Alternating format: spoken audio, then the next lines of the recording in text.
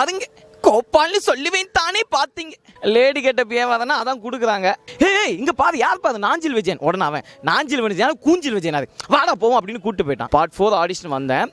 வந்து 2 எபிசோட்லேயே அப்படியே எலிமினேட் பண்ணி போயிட்டாங்க. அப்போ என்னன்னா ஸ்டாண்டப் காமெடி பண்ணேன். என்னுடைய ஃபர்ஸ்ட் இன்டர்வியூ இதுதான். ஏன்னா மக்கள் நிறைய ஷோவில் பார்த்துருப்பாங்க. பட் என் மனசில் உள்ளதை இவ்வளோ ஃப்ரீயாக ஓப்பனாக இன்றைக்கி தான் முதல் டைம் பேசுகிறேன் உங்கள் முன்னாடி. ஹாய் பயாஸ்கோப் வியூவர்ஸ் எல்லாருக்கும் என்னுடைய மனமார்ந்த வணக்கங்கள். நான் தான் உங்கள் நாஞ்சில் விஜயன். என்ன பயங்கரமாக பலவிதமான ஷோலாம் பார்த்துருப்பீங்க. அப்படி கெட்டப்லாம் போட்டு நிறைய காமெடி பண்ணியிருப்போம். இன்றைக்கி உங்களை இந்த பயாஸ்கோப் மூலமாக சந்திக்கிறதுல உண்மையிலே ரொம்ப சந்தோஷமாக இருக்குது.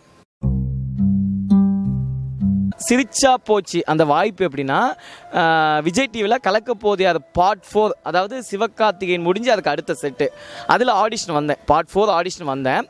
வந்து 2 எபிசோட்லேயே அப்படியே என்னை எலிமினேட் பண்ணி போயிட்டாங்க. அப்போ என்னென்னா ஸ்டாண்டப் காமெடி பண்ணேன். ரொம்ப ஏன்னா அப்போல்லாம் ஸ்டார்டிங் பீரியட் தானே, 2 எபிசோட் எலிமினேட் ஆகிட்டேன். அப்போ தான் என்னடா பண்ணேன், ஊரில் போய் இருந்தேன். பட் இருந்தாலும் ஒரு 2 எபிசோட் பண்ணிட்டோம்ல, அப்படியே ஒரு இன்ட்ரெஸ்டிங். சரி என்ன பண்ணலான்னு சொல்லி திரும்ப சென்னைக்கு வந்து அந்த டீமை அப்படியே ஃபாலோ பண்ணி ட்ரை பண்ணிகிட்டே இருந்து அதில் கிடச்சதான் இந்த சிரிச்சா போச்சு வாய்ப்பு. இப்படிலாம் பொசுக்குன்னு கேட்டால் நான் என்னங்க சொல்லுவேன்.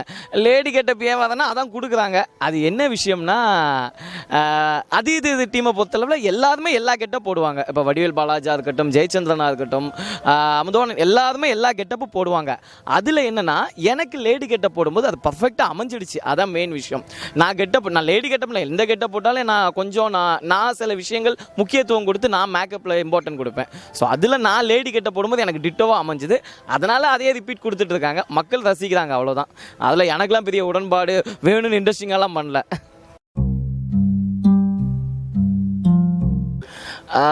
பப்ளிக்கிட்ட இருந்து இது வரைக்கும் நல்ல கமெண்ட்ஸ் தான் எங்கே போனாலும். அதில் இந்த பெண்கள்லாம் என்னை பார்த்தாங்கன்னு வச்சுங்களேன், அப்படியே என் கண்ணத்தை பிடிச்சி உம்மா கொடுப்பாங்க. அந்த அளவுக்கு ரசிக்கிறாங்க.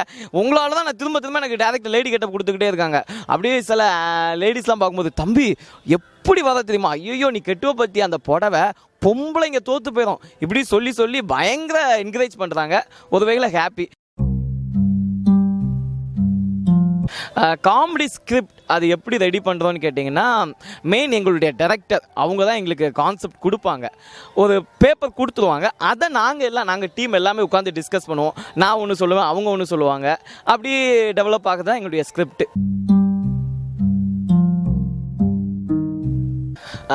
என்னம்மா இப்படி பண்ணுறீங்களம்மா, அது உண்மையிலே சொல்கிறேன், என்னுடைய வாழ்க்கையில் என்னை ஒரு அடுத்த லெவலுக்கு எடுத்துகிட்டு போன ஒரு எபிசோட்.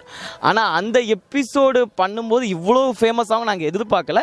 இன்னொன்று நாங்கள் வந்து அந்த மேடத்தை கலாய்க்கணும்னு சொல்லிலாம் நாங்கள் அது ரெடி பண்ணலை. ஏன்னா லக்ஷ்மி ராமகிருஷ்ணன் உண்மையிலே ஒரு பயங்கரமான லேடி, எனக்கு ரொம்ப பிடிச்ச ஒரு ஆர்டிஸ்ட் டைரக்டர். அவங்களுடைய லாஸ்ட் படம் அந்த நெருங்கிவா முத்தமிடாதே, அதில் கூட ஒரு கேரக்டர் நடிச்சிருக்கேன் நான். அவங்க படம் ஷூட்டிங் முடிச்சுட்டு ஒரு 2 நாள் கழிச்சு டேரக்டர் ஃபோன் பண்ணி அது ஷூட்டிங் கூப்பிட்றாங்க. விஜயன் ஒரு கண்டென்ட் பண்ணணும், என்ன பண்ணலாம் சொல்லுவோம். ஸோ ஓகே இதை ஸ்பூப் பண்ணலாம். சும்மா நார்மலாக எங்களுக்கு என்னென்னா யாரையும் கலாய்க்கணும், ஹட் பண்ணலாம் நோக்கம் இல்லை, மக்களை சிரிக்க வைக்கணும்.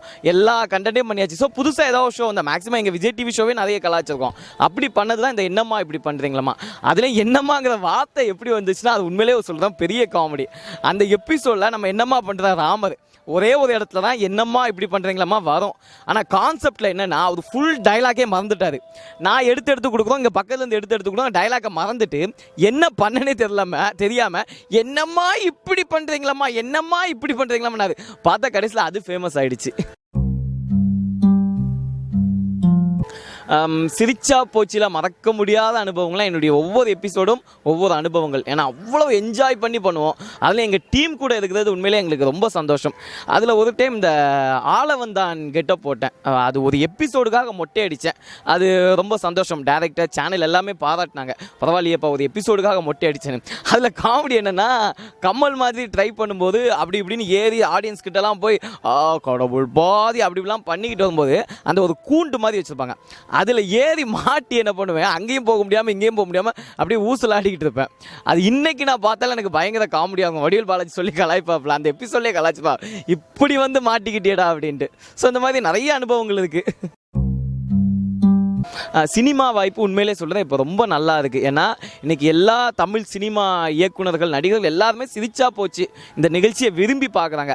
அதுலேயும் எங்கள் ஒவ்வொருத்தரையும் ஒவ்வொரு விதமாக வாட்ச் பண்ணுறாங்க. ஸோ நிறைய படங்கள் வாய்ப்பு வந்துக்கிட்டு இருக்குது. இருந்தாலும் அவங்களா கூப்பிட மாட்டாங்க. இந்த வரைக்கும் பெருசாக எந்த இயக்குனரும் பார்த்து தம்பி நீங்கள் வாங்கணும் கூப்பிடல. ஆனால் நாங்கள் ஒரு ஆஃபீஸ் போய் நிற்கும்போது நல்ல ரெஸ்பான்ஸ். இப்போ 2-3 படங்கள் கூட பண்ணிகிட்டு இருக்கேன். ரீசெண்டாக கணிதன் படம் ஒரு சின்ன கேரக்டர் தான், ஆனால் மக்கள் மத்தியில் நிறைய எதிர்பார்ப்பு, நல்லா பேசப்பட்டுச்சு. நண்பர்கள் நற்பணி மன்றம்னு படம் பண்ணேன், எப்படி மனசுக்குள் உண்டாய், நெருங்கி வா முத்தமிடாது. இப்போ ரீசெண்டாக ஜிவி பிரகாஷ் சார் கூட ப்ரூஸ்லி அந்த படத்தில் ஒரு கேரக்டர் அந்த சாங் ஃபுல்லாக வரேன். ஸோ நல்லா போய்கிட்டு இருக்கு. இன்னும் நிறைய படங்கள் பண்ணணும். பொண்ணுங்க ப்ரப்போஸ் பண்ணாங்களா? ஐயோ, ப்ரப்போஸ்னால் நிறைய வரும். ஒரு பொண்ணு என்னை ப்ரப்போஸ் பண்ணணுன்னு ஆசையாக வருங்க.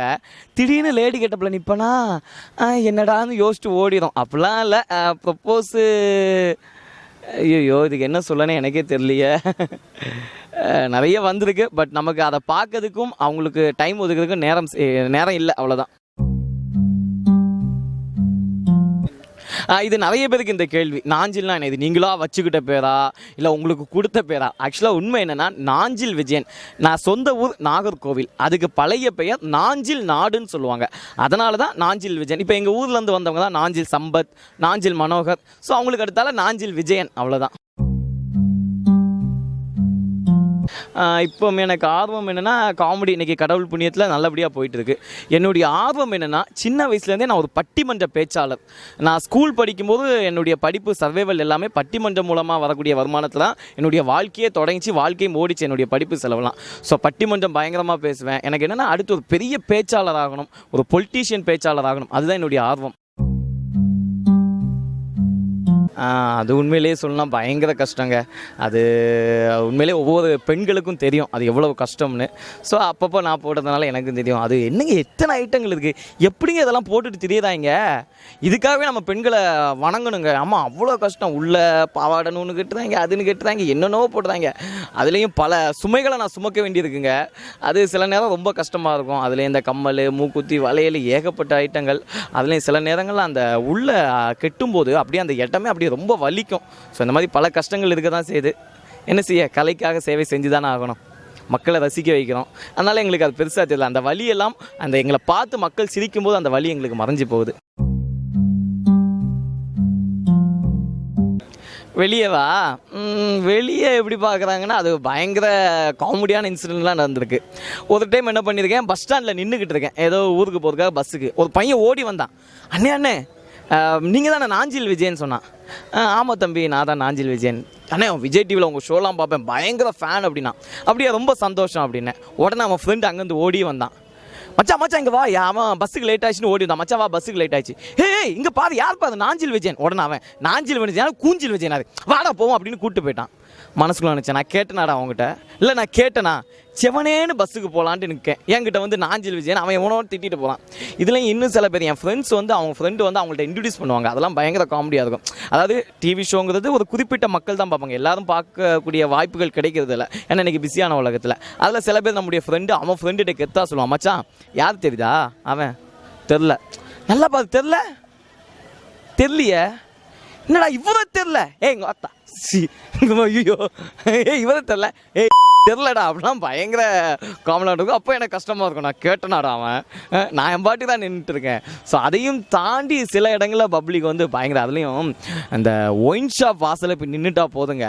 அப்போ தான் அந்த குழந்தைங்களாக வருவாங்க பாருங்கள். அப்படியே எங்களை பார்த்து கட்டி பிடிச்சிட்டு அவங்க சொந்தக்காரங்க மாதிரியே பழகுவாங்க. மாப்பிள்ளை, ஏன் மாப்பிள்ளை அப்படி இப்படின்ட்டு. உண்மையிலே ரொம்ப சந்தோஷமாக இருக்குது. ரசிகர்கள் ஒவ்வொருத்தரும் ஒவ்வொரு விதம். So thank you so much.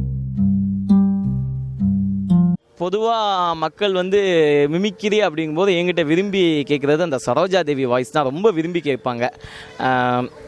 இங்கே பாருங்க, கோப்பால்னு சொல்லுவேன் தானே பார்த்தீங்க, இல்லை இங்கே பாரு பயோஸ்கோப் நேயர்களே, நீங்கள்லாம் கள்ளங்கப்படம் இல்லா பிள்ளைன்னு சொல்லித்தான் உங்களை நம்பி பேட்டி கொடுக்குறேன். நீங்கள் எல்லோரும் இந்த சேனலை சப்ஸ்கிரைப் பண்ணுங்க, நிச்சயமாக பண்ணணும். உண்மையிலேயே இந்த பயோஸ்கோப்புக்கு ரொம்ப நான் ஒரு நன்றியை தெரிவிச்சுக்கணும். ஏன்னா என்னையும் கூப்பிட்டு தனியாக ஒரு இண்டிவிஜுவலாக ஒரு இன்டர்வியூ கொடுக்குறாங்க. ஏன்னா என்னுடைய ஃபஸ்ட் இன்டர்வியூ இதுதான். ஏன்னா மக்கள் நிறைய ஷோவில் பார்த்துருப்பாங்க. பட் என் மனசில் உள்ளதை இவ்வளோ ஃப்ரீயாக ஓப்பனாக இன்றைக்கி தான் முதல் டைம் பேசுகிறேன் உங்கள் முன்னாடி. ஸோ பயோஸ்கோப் நேயர்கள் அத்தனை பேருக்கும் என்னுடைய மனமார்ந்த நன்றிகள், வணக்கங்கள்.